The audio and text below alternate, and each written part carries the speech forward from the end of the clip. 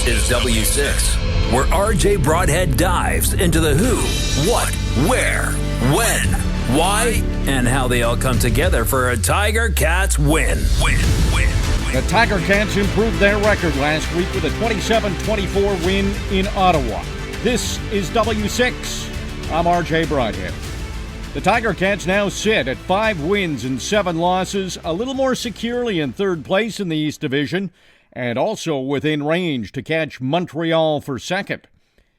The Blue Bombers are again one of the top teams in the CFL. They are first in the West Division with a 10-3 record and have already secured a playoff spot for a 7th straight season.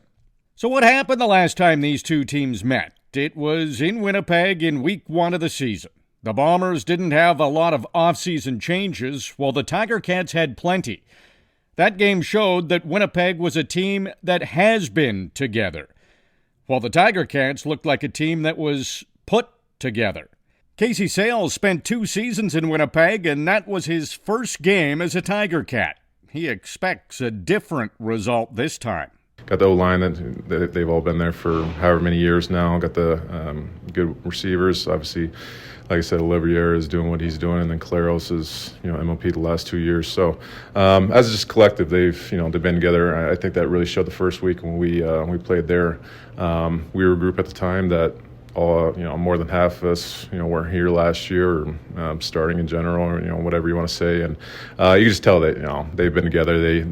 They clicked, even during camp, you want to say, but they just kind of knew what was going on, and communication, everything, you could just tell it was on point for them. So now that we're 12 games in, whatever it is, I definitely think we have more of an advantage on our side to.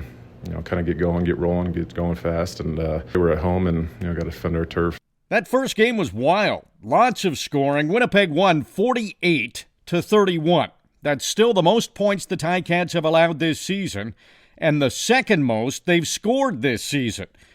Winnipeg had 3 first-quarter touchdowns and led 29-4 at the half, but the Cats came back.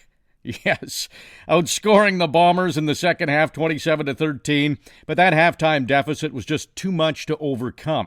The Tiger Cats had 2 touchdowns on offense scored by Tim White and James Butler. The defense got 1 on a Chris Edwards fumble recovery. The D has scored 1 touchdown since Game 1.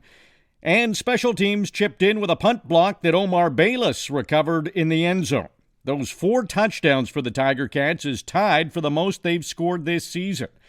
Something fun to look back on is that the Tiger Cats put up points on their very first drive of 2023. It was a field goal by Seth Small. It was also his last game with the Tiger Cats. It was also the only game this season that Bo Levi Mitchell finished. He was injured in his other 2 starts. So where this week is significant. The Tiger Cats have won 4 straight games on the road, but have only 1 win at home. This game is at Tim Hortons Field on Saturday. It's a bit of a mystery as to why the home and road record is so lopsided in this direction. More often than not, teams have a better home record. There's still time to correct things in their final 3 home games of the regular season. All, incidentally, are against West Division teams. Saturday, it's Winnipeg. September 30th, Calgary, and the last one is October 13th versus BC. There are 6 games remaining in the regular season. Through 2/3 of the schedule, the Ticats have that 5-7 record. Last season, at this same point, their record was 3-9. They did go 5-1 in the final third, and over the past few seasons, the Ticats have had a strong finish to seasons. We'll see if they can do it again.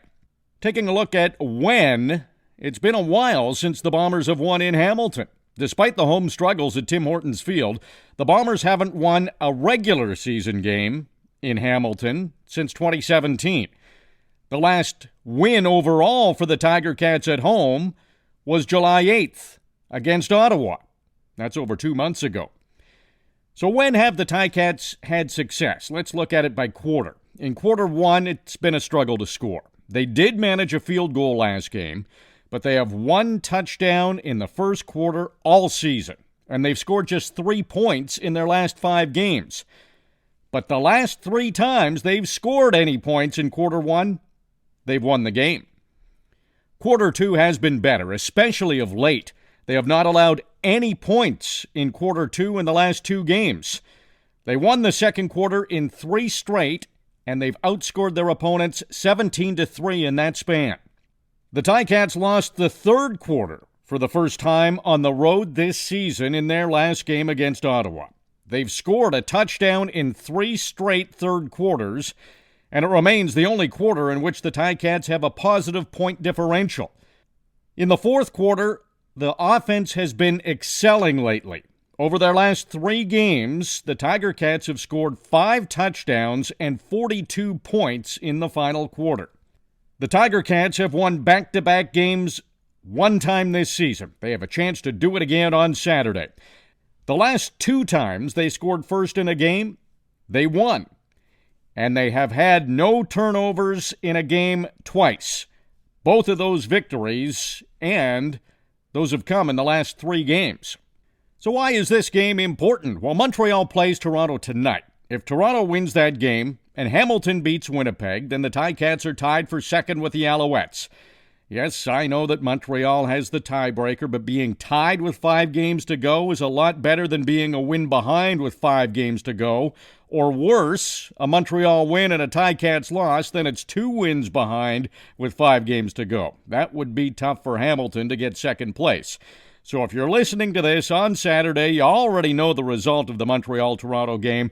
Regardless, the Tiger Cats need to win to keep their chances of a home playoff game alive. All players are different. Casey Sayles likes to follow what's happening around the league. I like to pay attention to stuff, kind of see where we are and where teams are and players are and stuff. There's obviously it's a small league, so like to kind of see how things are going throughout the year and potentially going for playoffs and stuff. So obviously at the end of the day, you just got to win. Got 5 games left or 6 games left now, and it's kind of got to go week by week. And obviously the opportunity is there to get that first game playoff here. So just kind of got to do a game at a time. The Tiger Cats have been putting up way more points lately. There could be a few reasons for it. Scott Milanovich calling the plays, Taylor Powell maturing, Tim Whitehot. He has been absolutely on fire lately, 4 touchdowns in 3 games. Bottom line is, it's been exciting to watch, and it's been fun to call. The Tiger Cats are averaging over 27 points per game over their last 3 contests. That follows a stretch of 4 games where they failed to register 20 points. So if they can keep that up Saturday against the Blue Bombers, they will have an opportunity to get the win and come closer to clinching a playoff spot. One last point of interest. This is almost exactly the same game as last season. Last year, in Game 13 of the season, Winnipeg played at Tim Hortons Field, almost to the day. It was September 17th instead of the 16th this year. Maybe the result will be the same, too. The Tiger Cats won 48-31. It's a 4 o'clock kickoff at Tim Hortons Field. Get there early. It's going to be a party, and we will be the party hosts on the Ticats Audio Network. Pre-game show with Bubba O'Neill and Andy Fantus is at 3. Then Luke Tasker and I have the call starting at 4. Now that you've got your W6 for this week's game, give the Ticats Audio Network a review on Spotify, Apple Podcasts, or wherever you find your audio content.